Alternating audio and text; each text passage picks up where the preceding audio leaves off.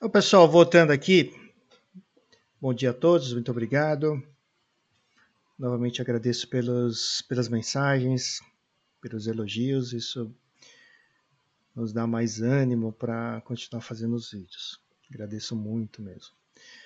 Na aula passada, nós paramos aqui no item 7, agora tem poucos slides para concluir. Falamos sobre os dispositivos automatizados de enrolar, tipo corta-fogo, as portas, cortinas, vedadores de aço ou de tecido, que pode ser usado na compartimentação vertical, horizontal, porém a edificação tem que ter chuveiro automático. Então, se não tiver o chuveiro automático, não dá para usar essa solução. Em integração no máximo 2 pavimentos consecutivos da edificação situada acima do piso de descarga. Através de escadas ou rampas secundárias, aqui você pode usar esses dispositivos no máximo 2 pavimentos consecutivos, tá? Não pode ser intercalado. Então, aí, continuando, ele fala que a interligação entre o pavimento exclusivo de estacionamento, situado acima ou abaixo do piso de carga, e os demais pavimentos ocupados. Você pode usar a cortina corta-fogo, a porta de enrolar.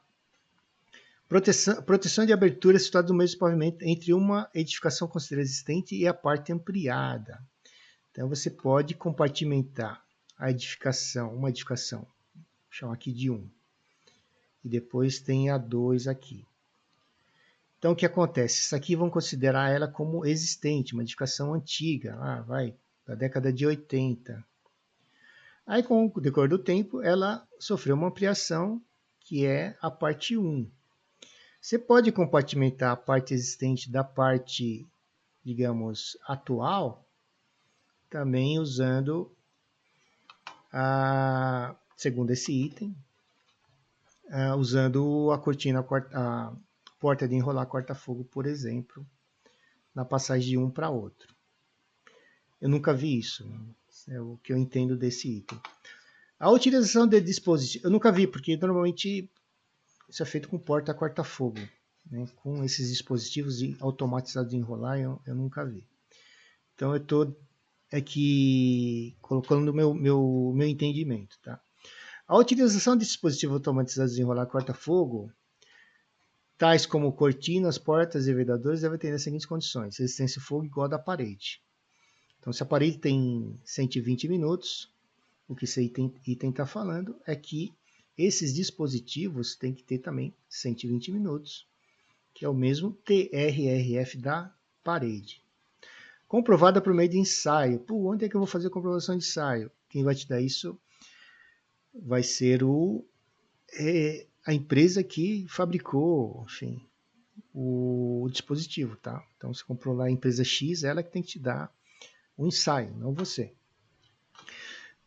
Devem ser acionados automaticamente por sistema de detecção. Então, detectores de incêndio podem ser do tipo pontual, um detector de fumaça, detector de calor, e tem o detector linear, que pega assim uma distância maior.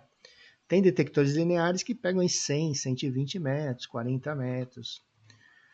Tá? Já os detectores pontuais, eles têm uma área de abrangência cada um. Por exemplo, fumaça, 81 metros quadrados. O calor é 36 metros quadrados. Tá? Então aqui ele fala que tem que ser acionado automaticamente e depende da ação do ser humano. Tem um dispositivo eletrônico que, uma vez que ele captar fumaça ou calor no ambiente, ele vai acionar os dispositivos, né? A porta corta-fogo, a cortina corta-fogo. Então, esse tem que ser acionado automaticamente, é que fala aqui também por acionamento alternativo manual, junto ao dispositivo automatizado de enrolar e a central de alarme de incêndio, que deve indicar a situação aberta ou fechada.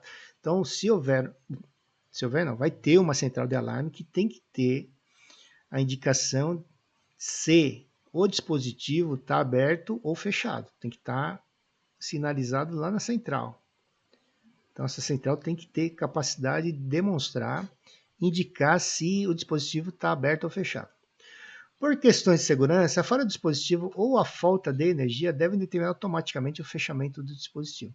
Então, a posição de segurança do dispositivo é sempre fechada. Por que fechado? Porque a função do dispositivo é compartimentar.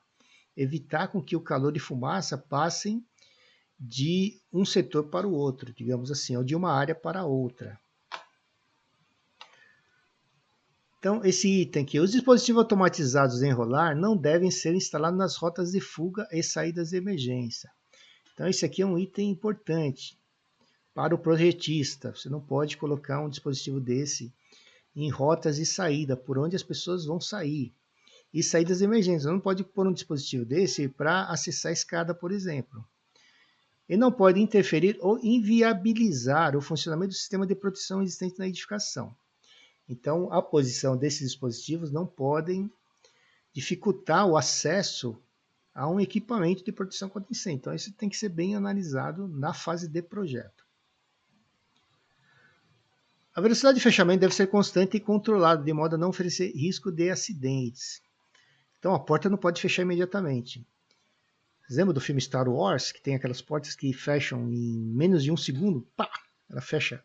Não pode ser assim, é só um exemplo maluco. Então, ela tem que ser fechada numa velocidade constante, né, uma descida constante e controlada. Então, não pode descer assim rapidamente, digamos assim.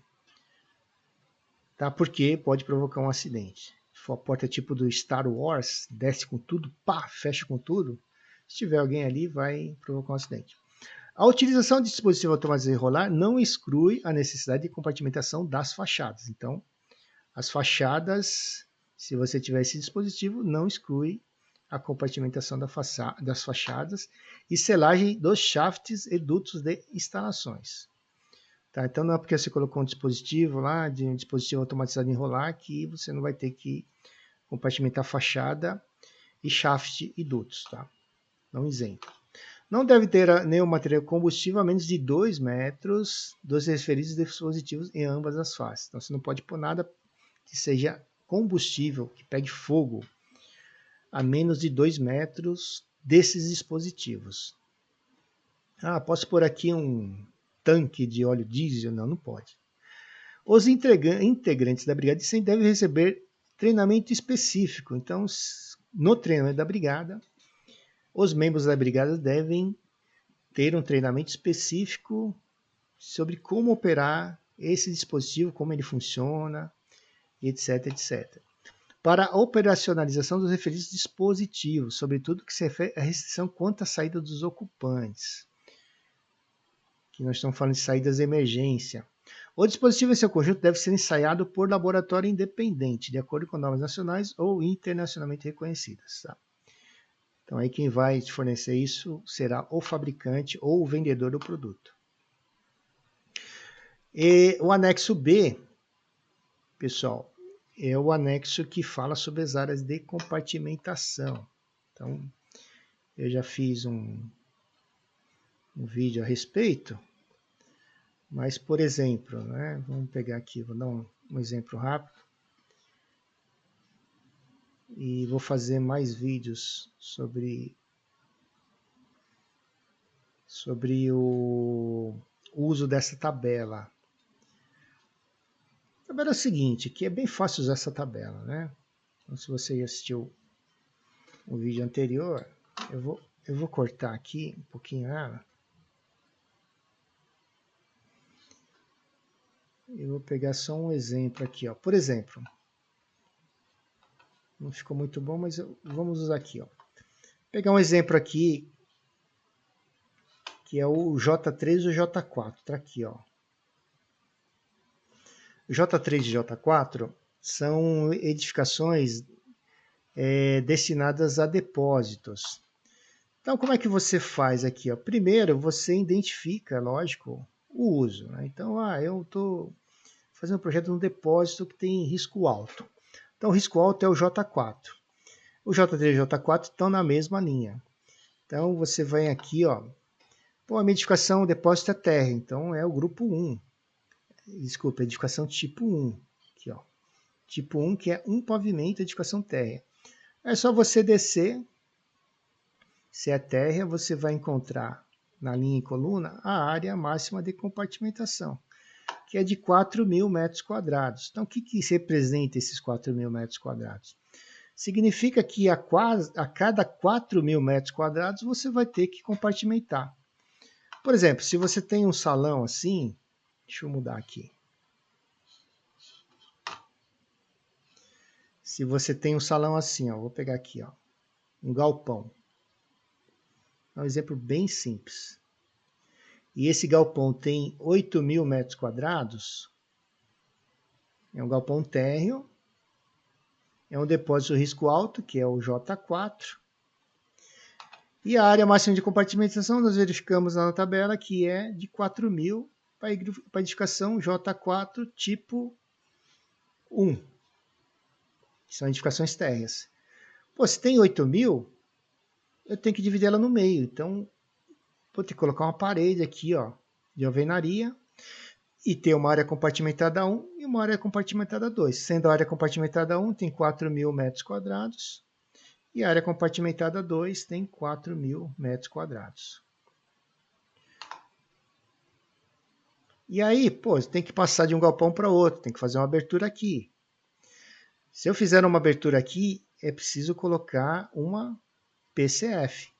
Todas as aberturas que eu fizer aqui tem que ser protegidas.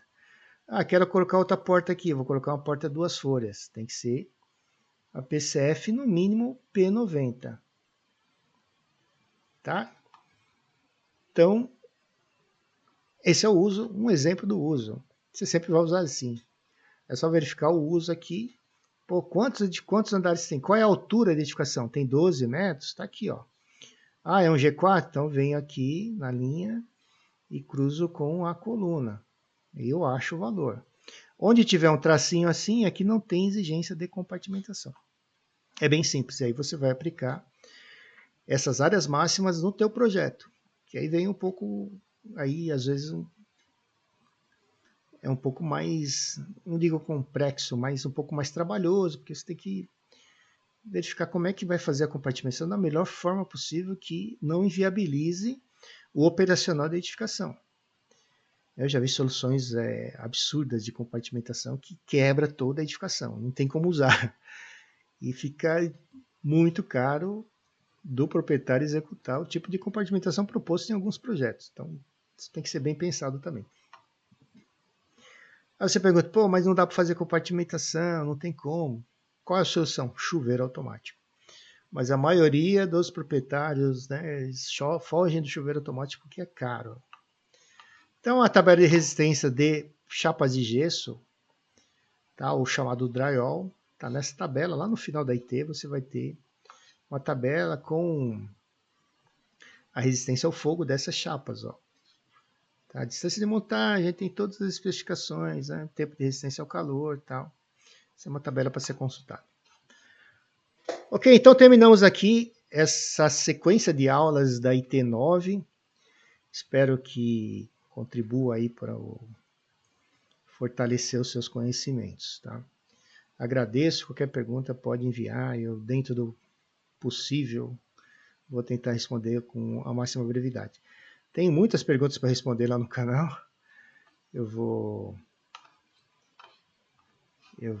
prometo que eu vou me esforçar aqui, fazer um esforço para responder aqui algumas perguntas que fizeram os amigos aqui. Né, aqui, do meu amigo Góes, uma potência de profissional, muito obrigado, obrigado mesmo, fico feliz. É aqui do Eitagota. Rapaz, que serviço simples, estou a procurar isso tem 2 anos, que é transformar o DWF em DWG. Eu confesso que também não foi muito simples para eu achar, mas não demorei tanto tempo assim, não. Tá, mas legal, depois que a gente descobre, vê que era tão muito simples, né? E aqui do Melarnes. Para manter o mínimo de pressão, posso usar somente um. Aqui ele fala dos ventiladores, da pressurização da escada. Você pode usar só um, desde que você tenha um ventilador com a vazão necessária para os cálculos que você efetuou no seu projeto. Tá? Em alguns casos, precisa colocar 2 ventiladores. Em alguns casos, um segundo ventilador é ventilador reserva. Tá? Se eu tiver 2 ventiladores, os 2 têm que ter essa vazão juntos, ou cada um. Depende, tá? Se você instalar em série ou paralelo. Mas eu vou voltar nesse assunto, tá? Faz uma aula sobre TREF e T8, joia. Bom, boa. Notem que eu posso fazer aula aqui até eu morrer, né? Porque os assuntos não vão se esgotar nunca. Tem muita aula, muita coisa para vocês terem uma ideia. Sim, eu comento que nós somos atrasados, né? Porque esse livro aqui, ó, é um livro da NFPA chamado Handbook. E ele é de 1962. Não sei se dá para ver, olha a grossura dele. Década de 60, os americanos já tinham tudo isso aqui escrito, né? E, enfim, nós estamos atrasados, né? Mas vamos chegar lá. Muito bom ter ouvido, parabéns, obrigado. Que outra coisa, são excelentes cada de estudo, parabéns pela iniciativa do Jota. Obrigado. Então, obrigado, pessoal. Não sei se mas baixei os outros também. Tem alguns materiais que eu disponibilizei e acabou expirando, mas eu vou refazer os vídeos e vou deixar disponíveis esses materiais. Os materiais que eu falo são os arquivos DWG. Vou deixar disponível, tá? Muito bom vídeo, fácil entendimento, obrigado. Então eu vou deixar disponíveis esses materiais, tá? Estou falando aqui, mas não estava mostrando o canal do YouTube, né? Estou falando aqui para vocês, mas não estou mostrando o canal. Oh, meu Deus do céu. Desculpa, pessoal, estava falando aqui, mas não estava mostrando.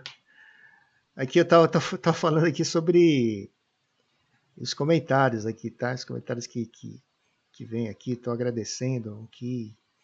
E alguns amigos estão pedindo aqui para fazer alguns vídeos. E eu vou fazer, tá? Tudo que se posta aqui no canal eu leio, eu agradeço, tá? Tudo que coloca aqui eu leio e vou respondendo, tá? Então, muito obrigado, pessoal. Vou terminar aqui. Na próxima aula, então, eu vou disponibilizar essa aula que eu gravei agora. E nas próximas aulas eu vou falar um pouco sobre comunique-se de projetos. Então, aula para fazer, tem um vasto material aqui. Dá para ficar muito tempo. Então, muito obrigado.